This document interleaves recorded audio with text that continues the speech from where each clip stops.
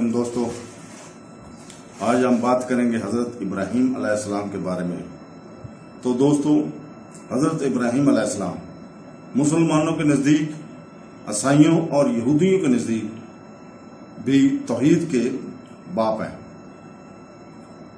मसलन एक खुदा के मानने वाले, और तीनों अकायद में एक सरपरस्त है जिन्हें इब्राहीम अकायद कहा जाता है। हज़रत इब्राहीम अलैहिस्सलाम के वालिद का नाम आज़र था, जो कि एक फारसी नाम है।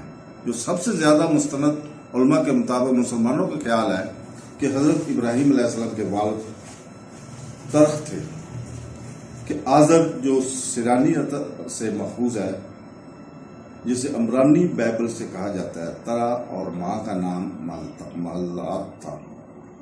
इब्राहीम के दो बेटे पैगंबर भी हुए हैं, इस्माइल, हज़रत इस्माइल और हज़रत इसहाक। इब्राहीम अलैहिस्सलाम को इस्लाम में अरब लोगों का बाप माना जाता है। इब्राहीम के ज़माने में लोग बुत परस्ती करते थे और इब्राहीम ने बुतों की पूजा करने से इनकार कर दिया और सिर्फ एक अल्लाह की इबादत करेंगे, ये कहा। अल्लाह ताला ने हज़रत इब्राहीम अलैहिस्सलाम को बहुत सी नेमतों से नवाजा। इब्राहीम ने अजीम सलाब के बाद, हज़रत इब्राहीम अलैहिस्सलाम ने अजीम सलाब के बाद खाना काबा को दोबारा तामीर किया। इब्राहीम कलीदियों के कदीम शहर आर में बुत परस्तों के घर में पैदा हुए। गालबन मौजूदा इराक में ये जगह है, और इनके वालिद एक मशहूर बुत परस्त थे जिनकी इनके लोग पूजा किया करते थे। इस्लामी अकीदे के मुताबिक इब्राहीम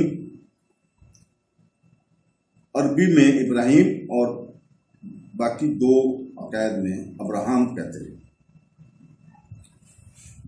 इब्राहीम अलैहिस्सलाम खुदा के नबी और रसूल, और इसे इस्माइल अरबों और बनी इसराइल के आबा अजदाद के इब्राहीम यहूदियत, ईसाइयत और इस्लाम में ईमान की मिसाल के तौर पर एक नुमाया किरदार करते हैं।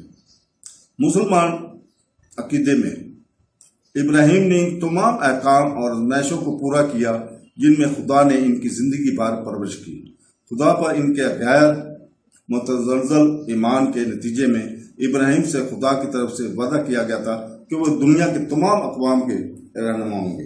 कुरान इब्राहीम को इस लिहाज से इब्राहीम को बयान किया गया कि वो आलमगीर हकीकत के सिलसिले में एक कदीम इंसान की नुमाइंदगी करता है, इससे पहले कि वो एक दूसरे से अलग होकर मज़हब में तकसीम हो जाए। हज़रत इब्राहीम और इसके बेटे इस्माइल ज़मीन पर इबादत के पहले घर के तौर पर इस्लामी मुक़द्दस दिन ईद अल अज़हा इब्राहीम के खुदा के हुक्म पर अपने बेटे को कुर्बान करने के लिए रजामंदी के साथ काबा की ज़ियारत के इख्तिताम की याद में मनाया जाता है। मुसलमानों का अकीदा है कि इब्राहीम, जिसे खलीलुल्लाह के नाम से भी जाना जाता है, अपने ज़माने में सालीन के रहनुमा बने और इनके ज़रिए ही अरब और बनी इसराइल आए। इब्राहीम इस्लाम के अकीदे में इस वक्त दुनिया को बुत परस्ती से पाक करने में अहम किरदार अदा कर रहे थे। बुत परस्ती को इब्राहीम ने जज़ीरा नुमा अरब और कनान दोनों में साफ कर दिया था। इसने दोनों जगहों को रूहानी तौर पर पाक करने के साथ साथ इबादत गाहों को जिस्मानी तौर पर पाक किया था। हज़रत इब्राहीम और इस्माइल अलैहिस्सलाम ने मज़ीद हज की रसूमात कायम की, जो आज भी मुसलमान पैरवी करते हैं। मुसलमानों का कहना है कि इब्राहीम ने मजीद अल्लाह से कहा कि वो अपनी औलाद के दोनों नस्लों इस्माइल और इसहाक को बरकत दे और अपनी तमाम औलाद को खुदा की हिफाजत में रखे। हज़रत इब्राहीम की उम्र कितनी थी? दोस्तों, हज़रत इब्राहीम अलैहिस्सलाम की उम्र के बारे में उलमाए कराम की मुख्तलिफ रवायत हैं।